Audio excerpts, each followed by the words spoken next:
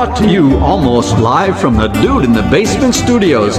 Why? Because that's where the good stuff is. It's Sips, Suds, and Smokes with your smoking host, the good old boys.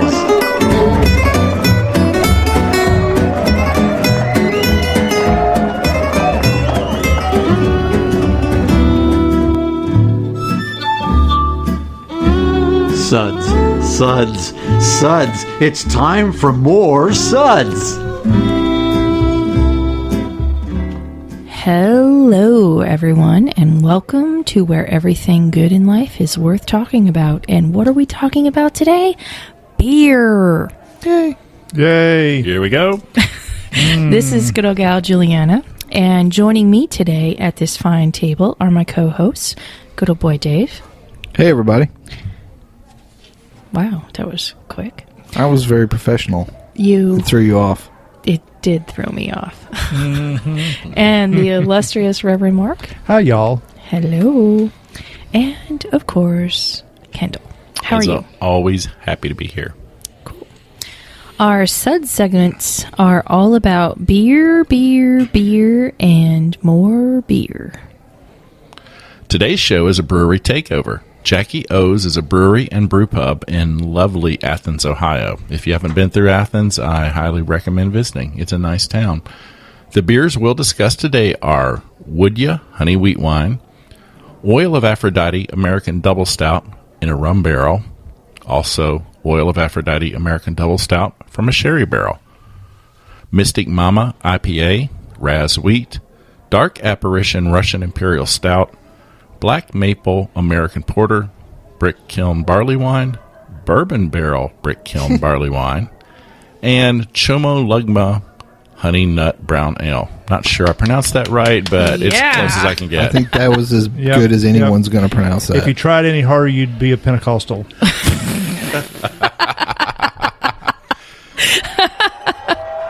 Ain't that the truth? Wow, that is quite a list. We've already got the Methodists taking a swipe at the Pentecostals. Hey, now. We're all together on this trip. And we have only just started drinking. Thanks, Kendall. You better take a sip of beer and catch your breath on that one. Sure thing. Hey, Reverend Mark, why don't you read off the Suds ratings today? Oh, can I do that? Thank you very much. All right. The number one Suds rating, which doesn't mean it is good. It means it is not so good. The first one is, that sucks. Give me anything but a bud. Second rating, number 2, was that a belch? Number 3, what a relief. Number 4, a body should really not make that sound. And number 5, listen to that hang time. Give me another. Well done, Reverend Mark. Thank you, thank you, thank you. So, Dave has been asking for more responsibility here lately. And it involves doing prep for the show. So we assigned him the very important task of gathering some background information on Jackie O's. Hey, Dave, tell us what you found. Well, Wait a second. You did get some background on them, didn't you? Well, I went to their website, but there wasn't like a bio page or about us or anything like that. Did you try to contact the brewery? They usually have marketing folks who can send you the information. You can do that? Mm-hmm. Oh, jeez, Dave. You didn't find anything about the brewery at all? Like, what were you doing on the computer all that time? Hey, wait. Yeah, you sure you want to know the answer to that? Okay, well, I was doing prep work, and I did find out some important things. I found out that, for instance, they started as a brew pub, which is still open. Then they added a production brewery in 2013, and they have a tap room, They do a lot of bottling and barrel aging, canning, different things at the production brewery. They had a kitchen fire at the tap room in 2014, and they're still trying to fix it. I also found out that they're very into sustainability. They have their own farm called Barrel Ridge Farms, where they grow a lot of ingredients for their beer and their food. And they even use their spent grains from their beers in their pizza doughs and breads that they sell at the brew pub and the tap room and at different places around town, like the farmer's market. Wow, that's actually some good information, Dave. Damn straight. Now who's the idiot? Oh, still me. Yeah, pretty much. Sorry, buddy. All right, let's get to some beer, because after all, that's what we're here for, right? I came for the abuse. We can provide that. Yeah, Yes. we got plenty of Just arsenal. hold on. Yes. All right, first up is good old boy Kendall with his top picks from the flight. Okay, my favorite beer out of the whole flight was the Oil of Aphrodite American Double Stout in the sherry barrel. It's a beautiful dark beer. You pick up the sherry notes in the nose.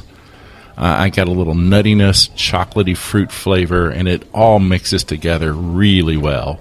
There's a little bit of roast and bitterness somewhere in the middle that fades, and it's very layered. It's very complex. Do you pick up specific sherry notes, or? Yeah, there's sherry notes, especially in the aroma, but also I get it kind of through the middle. Yeah. And then it just fades into a nice, not terribly sweet beer, but there is a little residual sweetness there. Very cool.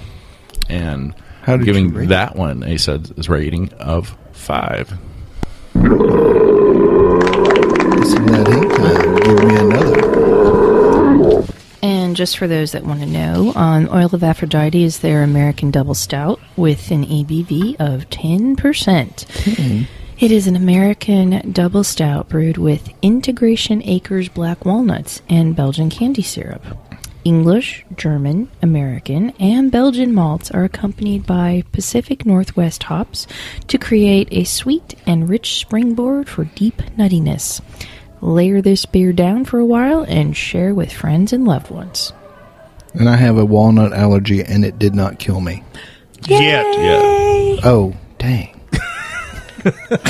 There's that abuse. Kendall, what's your number 2 pick? Well, I've kind of got a 1B. You turn it into Julieanna now? Yes! You know I do that from time to time because I want to give a mention to the rum barrel aged Oil of Aphrodite.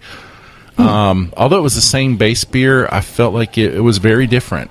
I got a lot of sweetness from the rum barrel, and as it warms up, it's really getting good. And I think it's close to rivaling the sherry barrel one.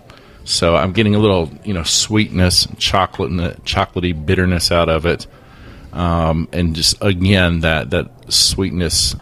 I'm guessing it's from that Belgian candy sugar that's in there. I didn't realize that was in there. You just, it stays with you, and it's a really good beer. And I would give that one a 4. 4. My body should really not make that sound. And what's your number 3 pick? My number, that was number 1B. So now I'm up to 2. Oh, you are still doing 2. We're gonna be here. We're gonna be here a while. I guess we will be here a while. So my number 2 pick is the Dark Apparition. Really enjoyed. Oh yeah. Just so many great flavors in that beer. It's got a very roasty character. I'm getting some chocolate, some coffee, and I'm thinking this would be a really nice, beer for a lot of occasions. That richness would pair well with a lot of foods. It's smooth. It's really, really smooth, and for a 10.5 beer, it's scary. That's hard to do. Yeah, it's deceptive in some ways. Absolutely. JB, what's the commercial description on that one? Well, of course, we said it is 10.5%. Russian Imperial Stouts are one of brewmaster Brad Clark's favorite styles of beer, and, well, me too, for that matter. And Dark Apparition is without a doubt his favorite beer to brew.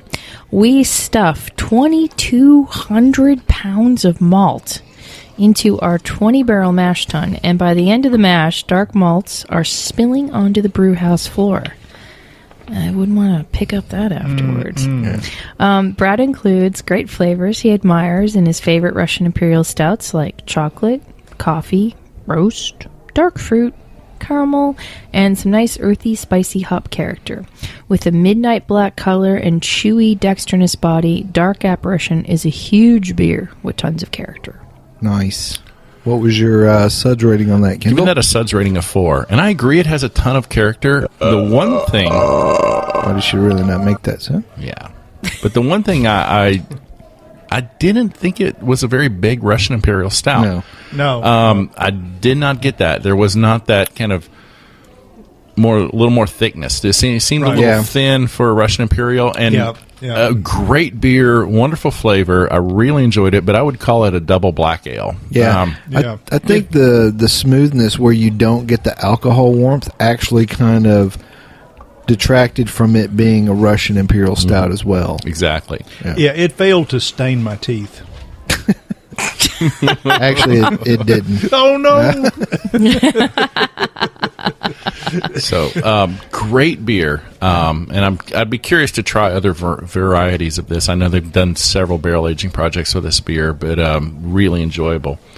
My number 3 beer. Oh, yeah. No, I was going to say. Something to say, Julieanna? Nope. I was going to say, what is your number 3 pick? Okay, my number 3 pick 3-ish is the Black Maple, which is it's called an American porter, but at 9.4%. That's a really big Imperial American porter, double porter. Yeah, maybe even bigger than a robust. But this was a great breakfast beer. The maple in that really came out to me. Those sweet dark sugars you get from the maple syrup, and it's got that maple sweetness that lingers. And I just found out that it was very tasty, and I would love to pair this with some bacon, eggs, and a stack of pancakes. Pour that on your pancakes. Oh, yeah. There you go. It would put my order in now. Yeah, you definitely have to take a nap after that breakfast. Oh, could you imagine, like, just, I hate to say boiling it down, but, like, if it was boiled down-ish into, like, a nice Make syrup. it a syrup? Yeah. Yeah, you can do that. That'd be yummy. Okay, sorry. I'm going to blow your mind. What was your Suds rating on the Black Maple? The Suds rating on a Black Maple is a 4. All right. Body should really not make that sound. What was the commercial description on that one? Pretty much exactly what Kendall said. Imperial. Oh, that's right. That's actually the one we couldn't find a commercial description for, so we made one up, which is Imperial American Stout brewed with maple. Is that what you were doing on the Ouija board? Maybe. Yeah. That was the other thing I was doing on the computer that whole time. Kept it clean and professional, everybody, just so you know. Okay, up next is Reverend Mark. What's your first pick? Okay, well, I'll have to say, start out on the top, work my way down. Settle in, folks. My number 1 pick, and I'm kind of on a parallel course here with Kendall. My top pick, it was the Black Maple. Oh. Yeah, the one we've just been talking about. So we don't have to really give you a commercial description of this a second time. Even if we had one? Even if we had one, yeah. But, I found this to be, very rich, very layered. You definitely got a little tinge of that maple syrup in there, but it wasn't in any way off-putting. It's just right there, but kind of in the background. Is maple syrup ever off-putting? No, I guess not. No, it's the friendliest of all syrups. Yeah, and if it's real maple syrup. I found that, interestingly, and this is like a very high-gravity beer, of course, it's Imperial Porter, it was both a quaffing and a savoring beer. Oh, now, quaffing. Yeah, it was a quaffing beer, if you, would desire to use it as an anesthetic. But Wow. If you have insomnia, grab a couple bottles of this and you're good to go. But it's, most I would recommend as a savoring beer that you just want to enjoy for an hour or more. Seriously, a pint of this would just go down so easy. Yeah. And yet it's big. And so I just found that to be a very interesting sort of beer in that regard, that it was formidable and yet it was easy to drink. Well, I think it's like Kendall was talking about with the rum barrel Aphrodite. A lot of these beers, you want to take your time with them and let them warm up and let them come up to temp. Because then, you may not enjoy it that much at first because some of the flavors are being sort of condensed or hidden with the cold. But once those molecules start moving around and getting all friendly, you never know what kind of flavors are really going to come out. And that's when big beers really start to shine for me. This is definitely one to savor, as Reverend Mark said. Take your time with it. Over the hour or so I've had it out and let it warm up, really is getting a little more complex and flavorful. Yeah, because there's so many things going on with it, but absolutely. So, Reverend Mark, what was your Suds rating for Black Maple Imperial Porter? This one, without a doubt, is a 5. Ooh. All right, listen to that hang time. Give me another. What's your number 2 pick? Okay, I'm going to follow Kendall's lead, and I'll have a 1B. A 1B. Yeah, Okay. that was my 1A. So that was 1A. We know what 1B. So my 1B is actually Would You Honey. And part of it is because I'm also involved in my own little sort of small-scale projects at the house. And this is a wheat wine that, has been barrel-aged. And it's a really strong 11% wheat ale. And I found it to be really very much a kind of a benchmark that I'm now looking to, because I'm, interestingly, working on a similar project right now with a wheat wine of my own. So I just thought, if I can make what I'm doing turn out to be anything close to this, I will be very, very happy. So I found that, bring me some of what you make, I will be very happy. Yes. I would definitely will. So I found that it was a really good wheat wine that collaborated well with the bourbon barrel. Wheat tends to be more of a neutral kind of a grain, and yet it was a lot of wheat and high gravity. And I found that it was really capable of extracting in proper amounts the spice and the vanilla, and even a little bit of licorice in there. So for me, at least, I have to give a shout out to it as sort of a parallel to my first pick, although this time I will give it a 4. 4. Listen to that hang time. Okay, we're going to take a quick break, and we will be right back with some more beer notes.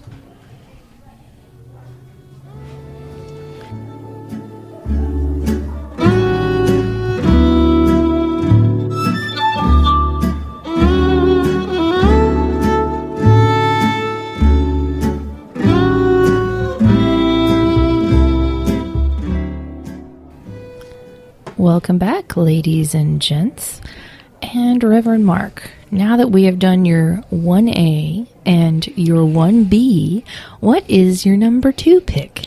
Or Okay. 2A. No, we'll go 2 and 3 now. But I'll have to say that we're for whatever reason, we're on the same page already, just starting out with this show today. My second pick is the Oil of Aphrodite in sherry barrels. Very cool. Okay.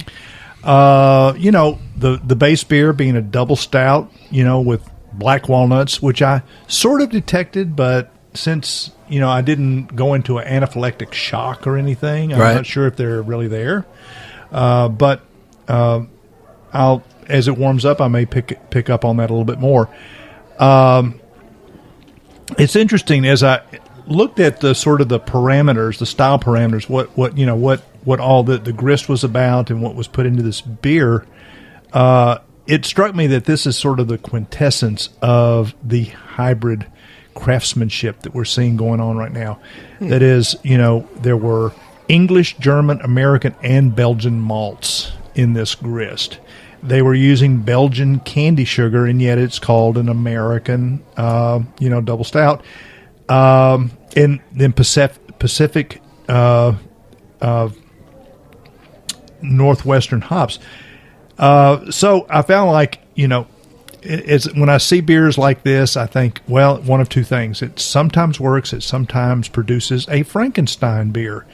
But but in this case, it really, really worked. It was very nice. And, for me at least, I think the aging of it in the sherry barrel, and I completely agree with Kendall that the rum barrel was good, but to me at least, the sherry barrel really gave it a soft, sweet, boozy, but not over alcoholic kind of aftertaste. So for me at least, that's my number 2.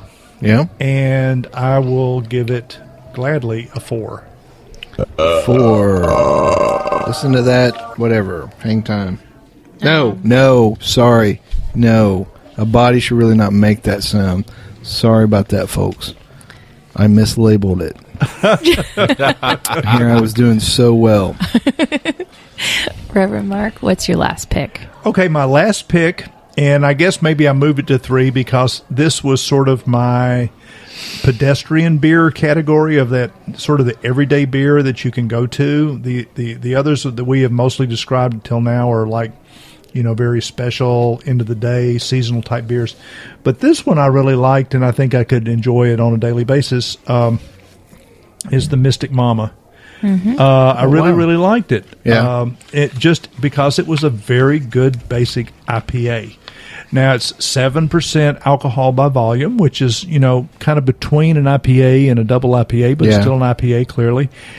They say it's 130 IBUs, but I, raise the question for the 1,000th time. Can you really register anything that's above 100 IBUs? I don't know. Maybe if you're Mystic, you can. Maybe. Maybe we need that Ouija board. We do. But it was a really good West Coast style beer, and that it had that grapefruit, tangerine. Yeah. Just really, really strong, good hop presence.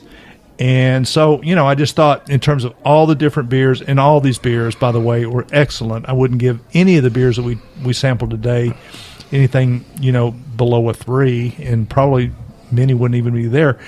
But this one, at least, I thought was for like my everyday award beer. This was the one of the flight that we sampled that I thought was very, very excellent. So I will also give this one a 4. A 4.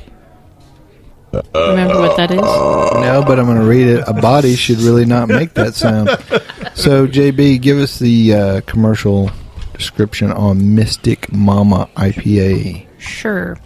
It is 7%, and like Reverend Mark said, it is a whopping 130 IBUs-ish, let's say. Our West Coast-inspired India Pale Ale offers lots of flavor and aroma without overpowering the senses. A complex blend of 5 hops lends a firm bitterness to the notes of grapefruit, tangerine, and pine. A big dry hop addition of Citra and Simcoe hops give Mystic Mama a nose to stand up to the flavor. Very cool. And that it does. So I was going to ask, you guys, we were doing 10 beers from Jackie O's, and I would say 7 of them are probably 8-10% or more. Right. They're Imperial, big, and they're all dark, big, dark beers. Do you think sometimes when we do these flights, and it's good in one way because you get a broad view of the different kinds of beers they do. They've got the Raz Wheat and the Choco whatever thing, and then the Mystic Mama are a little more, like you said, a little more pedestrian. So you get a broad view of the kind of stuff they can do, but sometimes in a flight, maybe beers like that kind of, they suffer from being maybe a little more regular, and you're drinking these big beers that kind of take over your palate. I mean, do you guys think there might be something to that sometimes we might even rate beers lower because they're a little more plain, even though there might be delicious, but in comparison to the big beers. Yeah, I mean, I think that's a tendency, and especially as these boutique beers, these cellar aged beers, our sour beer phenomenon that continues to expand. We kind of gravitate towards the most complex, the big beers. But I think also, at least a benefit of having gone through the BJCP judging, curriculum, is that when I'm judging a flight of beers, even if it's just kind of tasting it, I'm also asking myself, how does this align with that particular style? Right. And like, okay, so this is just an IPA, but it's still a very, very good IPA. So that's why I mentioned it, so that the big stuff doesn't completely overshadow the other good products that they're putting out. Yeah, and I think I kind of messed up because I started with some of the bigger beers and then drank the lighter beers at the end. I probably should have started with the Raz Wheat and the Mystic Mama, but yeah, what do you think? Yeah, Kendall? I started with the lighter ones, and I really did enjoy that IPA. If I could have a fourth pick, it'd probably be the IPA. It was a very well done beer. It was the second one I had. You did have a fourth pick. No, a fifth pick. Well, this would have been 5. Yeah. But I know I was probably overwhelmed. As I worked through the beers and hit those big, dark barrel-aged beers, they made my mouth very happy, and I just kind of tended to forget about how good that IPA was that I tasted early on. Right. What about you, JB?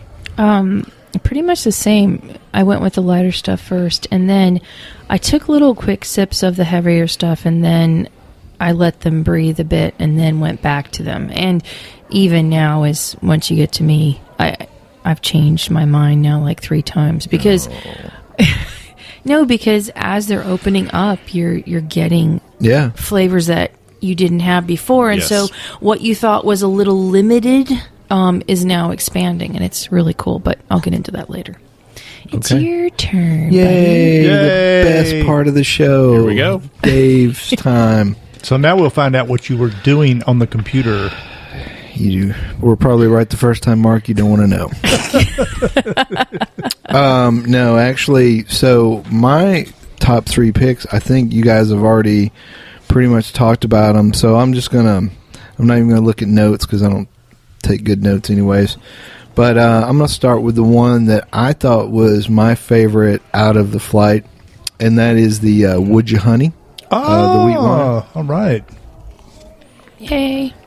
And I don't think I've had a lot of wheat wines. I don't know that there are a ton of people making wheat wines. I think they should.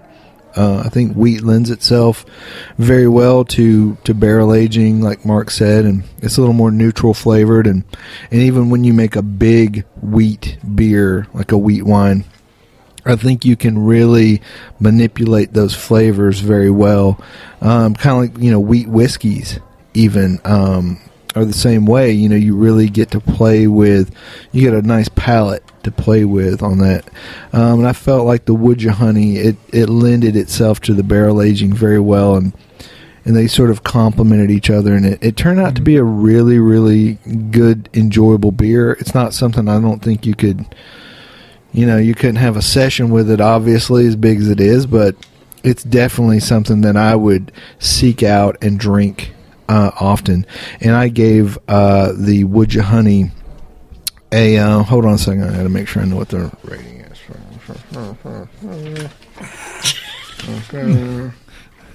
Okay, I gave it a 5. Yay!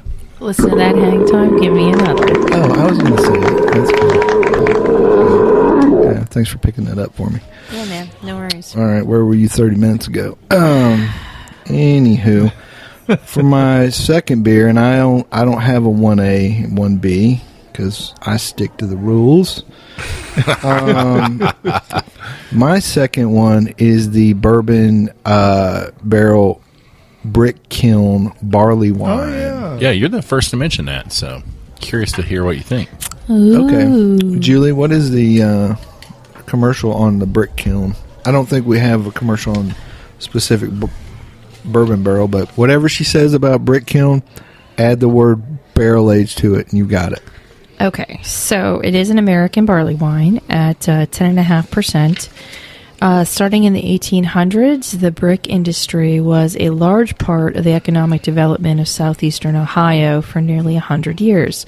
The brick kilns of Athens Brick Company, whose bricks you can still see lining the sidewalks in Athens, once stood just down the street from their production facility. So, the brick kiln barley wine style ale is brewed in the English tradition. A deep mahogany hue is accompanied by rich caramel and raisin notes. Light herbal jabs from European noble hops round out this warming brew. And that's it. That's exactly what my tasting notes said, too. That is so weird. Even about the bricks in downtown Bricks, Athens. bricks and jabs. Oh, wow. That's the two words I remember. You are telepathic. Yes, I'm something that ends with pathic. No, but the big thing that came out to me was the warmth of this beer and the little bits of vanilla that come from the barrel. So I tried this one before I tried the regular brick kiln. I was not as big a fan of the regular brick kiln, and I think it was the barrel aging that actually added a lot of depth and roundness to the flavor of this beer. Now, the regular one got better, like a lot of these beers do, as it warmed up. It definitely did, and it opened up quite a bit. But I do still think that the barrel version of it had a lot more complexity, and at the same time was a lot smoother and more well-rounded. And I gave this beer a 4. Ooh, a body should really not make that sound. It should not. Absolutely.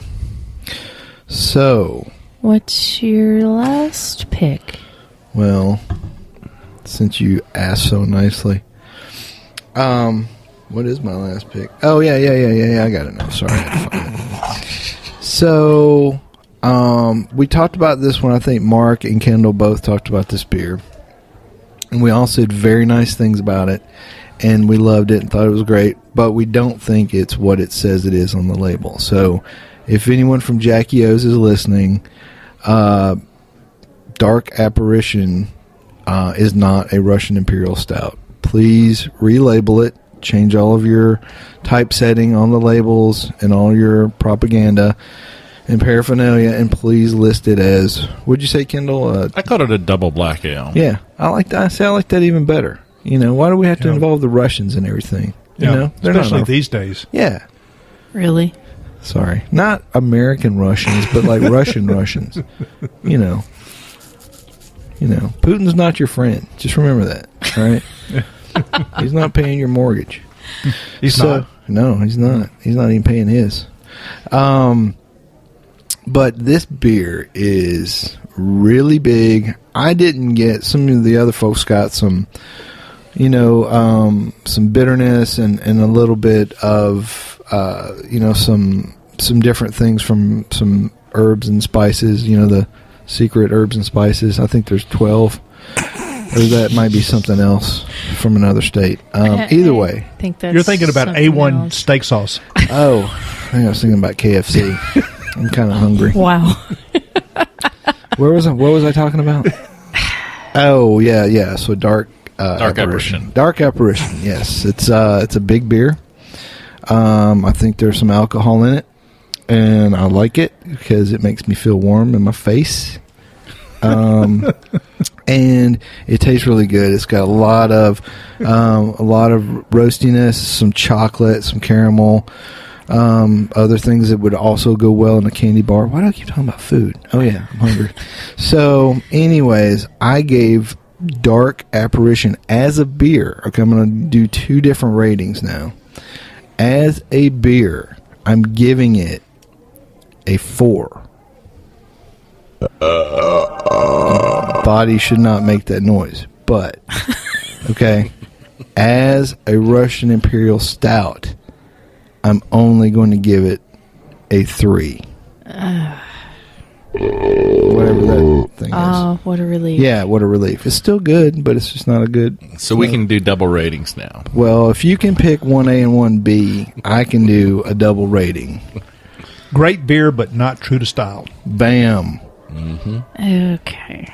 Well, it seems that, we're going to talk about the same ones that we talked about before. What are your picks, Julie?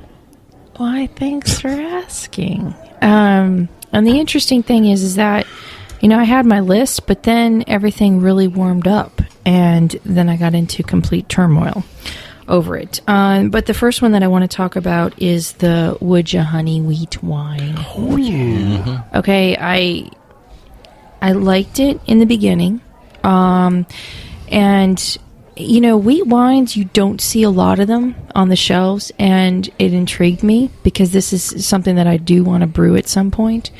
It's in my bucket list. But as it warmed up, the honey flavor on it just became... It opened up, and for me, like, honey is one of my favorite things to use in brewing, but a lot of times it gets muddled by other things that are going on in the beer, so you don't get a good true honey flavor, but in this one you really do. And it's clean and it's smooth, and even as it's warmed up, it's almost gotten a little thicker in viscosity to me than when it was first poured. But this one I really enjoy, and I gave this one a 5. All right. Listen to that hang time. Give me another. Hey, real quick. So, I know we're all home brewers here, and I'm pretty sure all or most of us have brewed with honey. What are some of your favorite types of honey to brew with? Because that can have a really big swing on a beer, too. Sure. Yeah. Well, I would say that my top pick, but it's very hard to come by these days, is Tupelo. Yeah. And that's out of Florida, the Weehawken area in the Apalachicola River. Second one would be Sourwood, which you get in the Carolinas. I love Sourwood. But most of the time, I'm kind of hanging with Wildflower Honey, just whatever I get locally. That's mostly what you can get. Yeah. How about you, Kendall? I've never actually brewed with honey. Really? Sounds intriguing. I should try sometime. Yeah. We've, Julie and I have used Sourwood. We've used the Wildflower. We've used Scottish Heather honey, which it definitely has its own particular flavors and aromas. Did you buy that from a girl named Scottish Heather? Well, she was a Scottish girl. Okay. Well, she was wearing a kilt anyways. Yeah. It was kind of a weird deal. Well, that's a story for another day. Yeah. And I just brewed a honey rye IPA and used local Wildflower honey. Yeah. So, Cool. I'd say 8 out of 10 times when I'm brewing with honey, I just get what's local and go with it. And go with that. Yeah. Yeah. I used orange blossom honey once, and that it did actually have a distinct kind of citrusy kind of orange flavor to it. And then there's my absolute favorite, the buckwheat honey. Oh, yeah. That's local. Otay buckwheat. That's local to my area that I grew up in, and it's very dark. It's almost like molasses, but it's got a really interesting sweetness, and in some darker beers it really holds up, and it's quite yummy. Nice. Yeah. What's your second beer, Julie? Well, actually, Anna? Honey, we're going to take a brief break. Okay. And we'll be right back.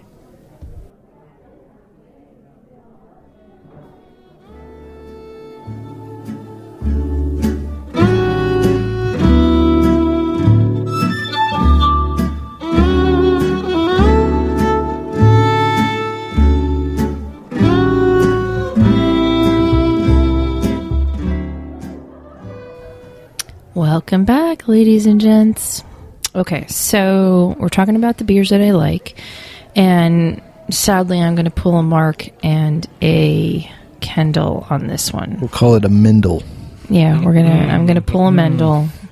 Oh. Why not Kark? That sounds filthy.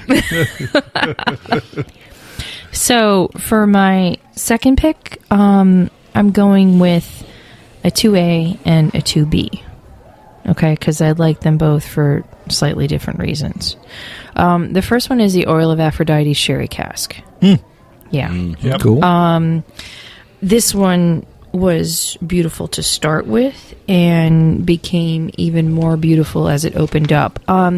What I thought was really nice about it is that the sherry notes in it, again, help. Like once they opened up, it kind of turned the tongue feel to a little bit more viscous, which I thought was really interesting because I thought it would be just plain old viscous from the beginning. But you could tell that it's a heavy beer and there's a lot going on. And this is one that is truly a sipping beer. I mean, it reminds me of like some of my favorite whiskeys in the sense of the longer you have it out, the more flavors you get. And, I have to say, I think they do a really good job on these darker, and higher ABV beers, which is something that as a brewer, they can be easy to mask bad flavors. But, with brewing, sometimes if you don't mash at a right temperature, you're not going to get all of those flavors out into the beer.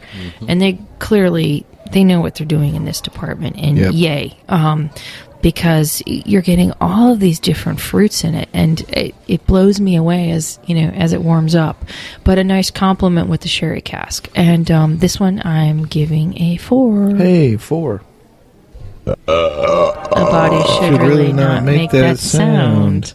I knew it. I was just waiting to see if you knew it. Yeah. Whatever.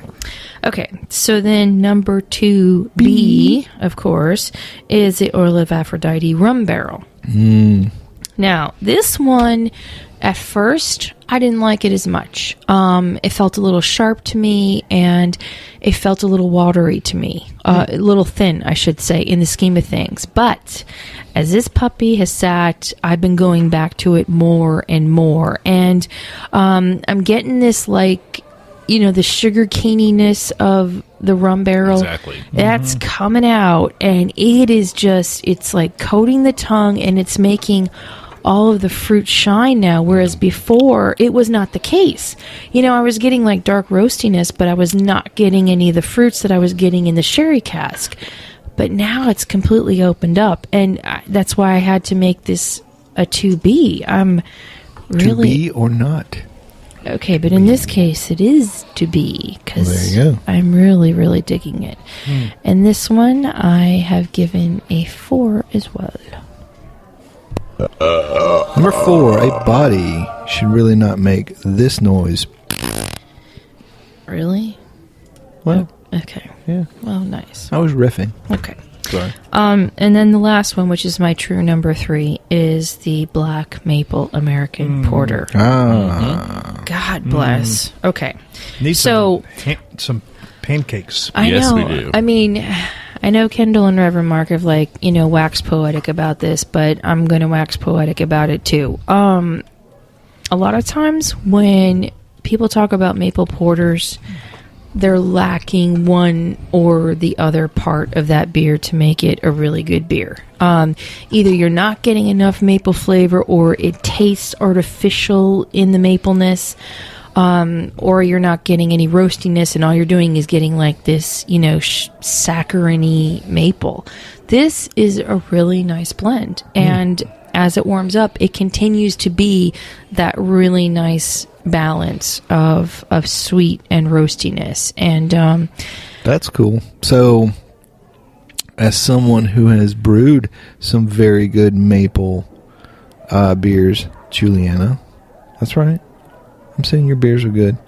I know one thing we had to learn as a lesson was that there are 2 grades of maple syrup, grade A and grade B, and the grade B is the one that most brewers use because it's less sugar, so you get more of the unfermentables, and the maple flavor can actually come out a little bit more. yeah, and that's exactly what this does as I take yet another sip of it. Yeah, it's the true, I mean, I feel like I'm in Vermont, because as a kid sometimes we'd go up there and, we would pull some maple syrup, like fresh out of the tree from a friend of the family kind of thing. And me, the dork that I am, I'd be like licking the tree because I'm like, this is really good. Wow, I've heard of tree huggers, but Tree liquors. tree lickers, that's a new one. Okay, I like that. I was like 6. What the heck do I know about Your this little stuff? tree licker. Yeah. But Kendall, what's the weirdest thing you've ever licked? Probably a tree. see, All right. not the only one. All right. I'm not going to ask Reverend Mark. He grew up in the 60s, so. They still have He's blushing. something on my file, in my file, In that Metro. that has to do with something I licked one night. That Didn't quite turn out the way you would have hoped. no, but it all fit into the plan. There you go. It all washes out in the end, right? Yep. I'm fairly. Of course. Well, this one, I mean, job well done. God, and it's lingering on my tongue. It doesn't want to go away, and that's so good. It is so good. I've given this puppy a 5, Dave. Oh yeah. 5. Listen to that hang time. Give me 3 more. Exactly. I see myself sharing one of these with Bernie Sanders. Oh, yeah. In Vermont, you know. Oh, yeah. So did you see that they have those, isn't it underwear that's got his picture on it as a fundraiser? So, Wow. yeah, Bernie boxers or Bernie briefs. Is there a market for that? Hey, you know what? They're not going to make it if somebody won't buy it. Yeah. That was the whole question about boxers or briefs. Yeah. And when they asked Bob Dole that question, he said, depends. Wow. Ooh. Yep. We just lost some more people. Yeah. Yeah. I don't even know what demographic that alienated. I guess the octogenarian conservative. Yeah. Although we may not have a lot of those listening right now, anyways. So. Yeah. Okay. Well, while we have a couple of minutes left, I wanted to just, open up the polls here, so to speak, and first talk about the Chomolungma, their honey nut brown ale. So at 6.5%, this brown ale was brewed to commemorate the 2007 Longevity Everest expedition. Get it? Longevity as opposed to longevity. Hey, look, I didn't make this up, okay? The people. That was dumb, and I'm not going to do it again. Okay, the people of Tibet call Mount Everest Chomolungma, and this exceptional ale carries on the spirit of the climb. 7 malts, 3 hops, and 100 pounds of local wildflower honey give this ale an exceptional character. Baked muffins, dark fruit, bittersweet chocolate, rich honey, and earthy subtle hops caress the palate. Did this caress your palate? I thought it was an excellent brown, and it didn't make my top 3, but yeah, it was really, really, really good. There was a lot of honey in it, and I liked it. And I think it's one of those beers like the Aphrodites and the dark Apparitions and stuff. Those are good beers to drink, but you're probably only going to have one in a night. With the Chumbawamba beer, that is something that where you're, you could sit down and have a few of those, and you'd be okay. I really enjoyed it. In fact, I thought it had a great, rich, nutty aroma, and it smelled like it was a lot bigger beer than it was. I think it gets to Julieanna's point where these brewers know what they're doing. They're pulling all those flavors out of that malt. Yeah. And it was delicious smelling, delicious tasting.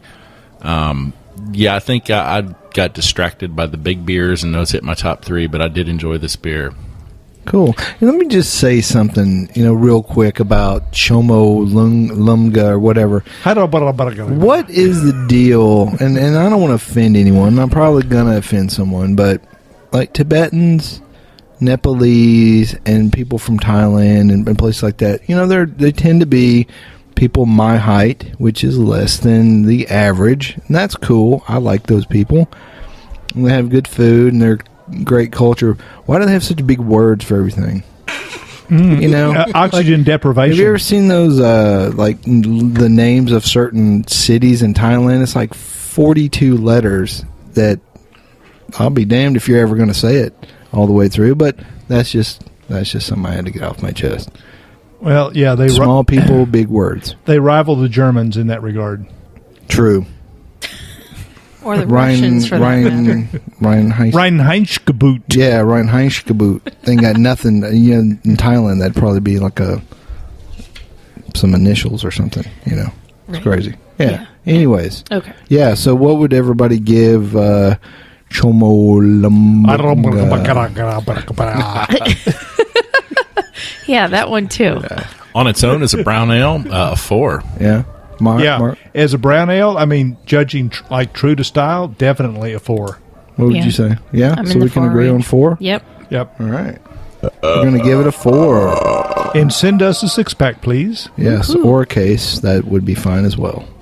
Okay, the other one that I wanted to talk about is their Raz Wheat Ale. ABV on this is 5.5%. So 40% white wheat and 60% malted two-row create a nice subtle wheat ale. 420 pounds. 420. What do you think? Some people will get It's a that. happy accident. Do you really want to know? Yeah. Okay. That sink in.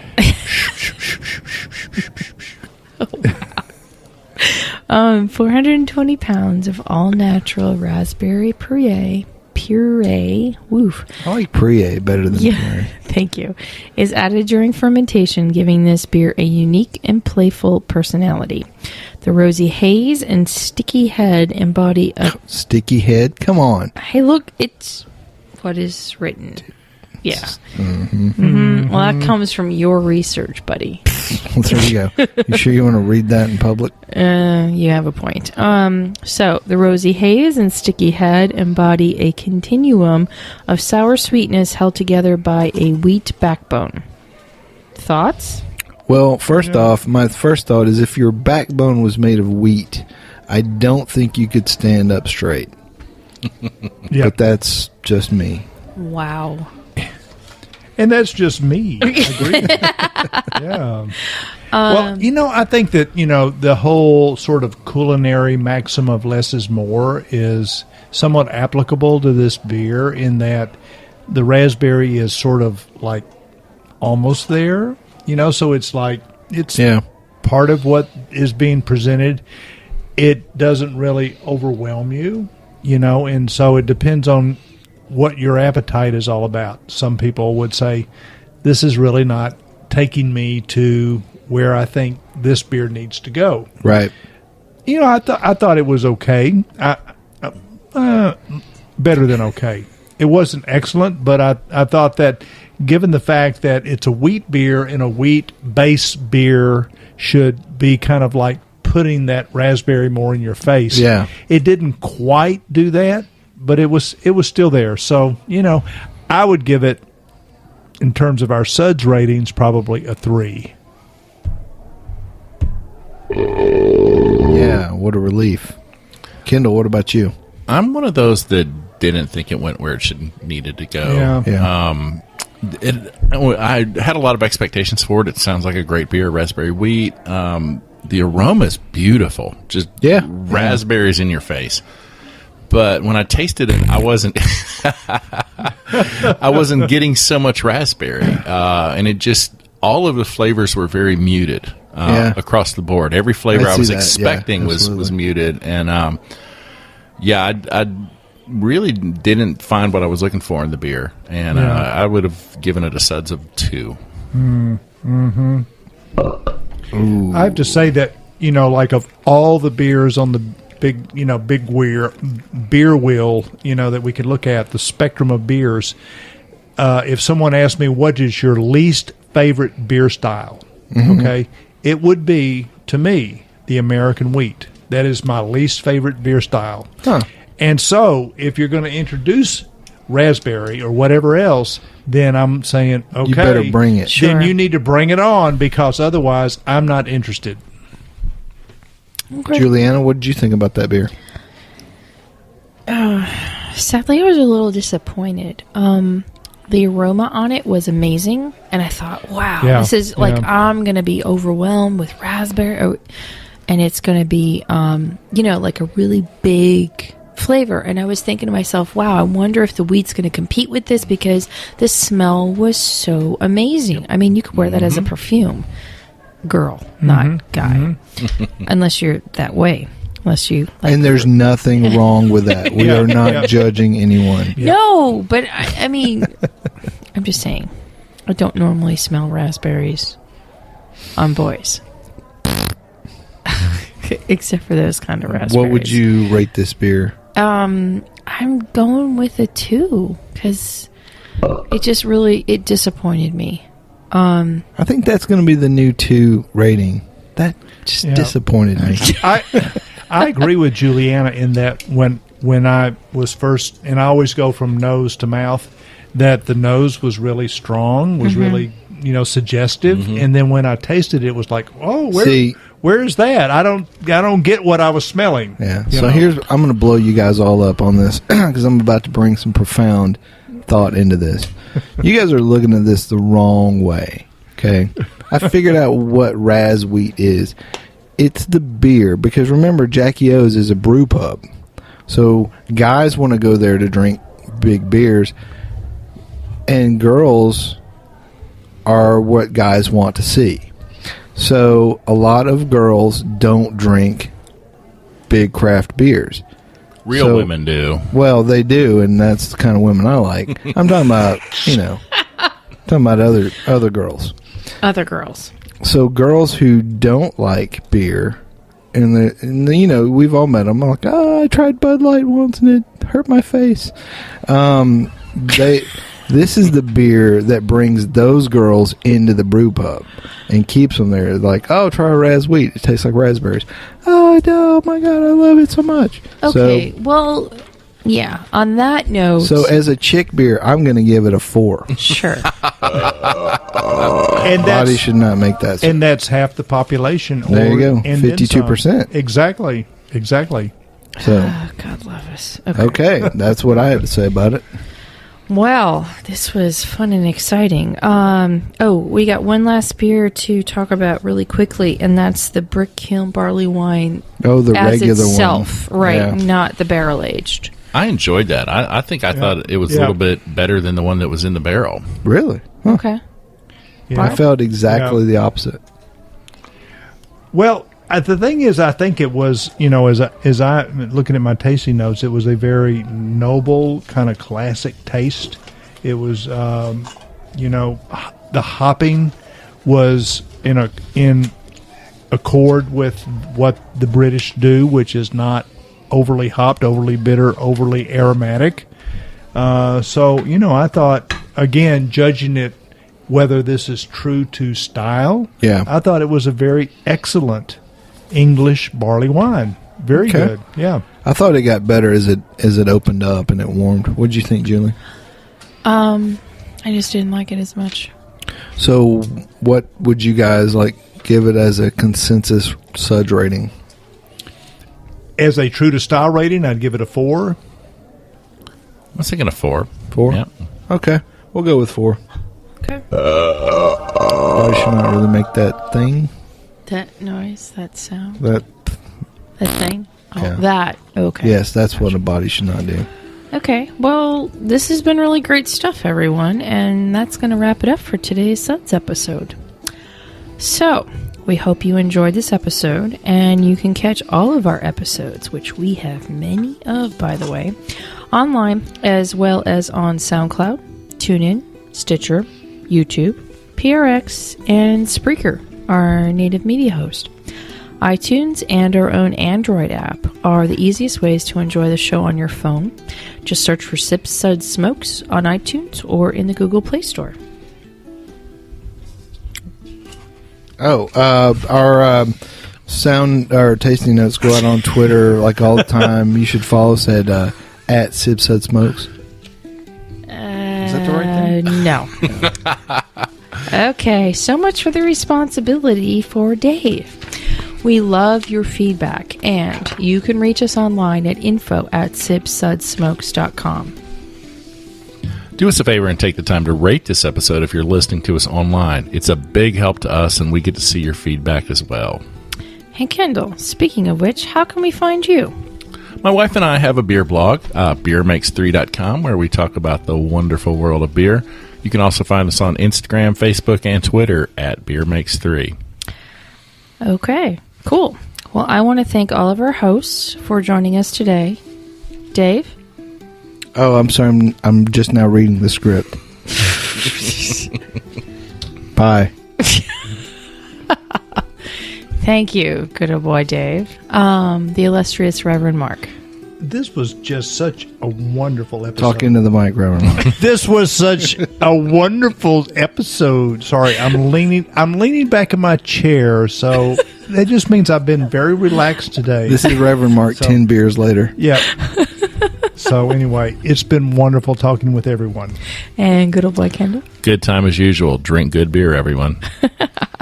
Well, this is one of your hosts, good old gal Julieanna, saying thank you and keep on sipping.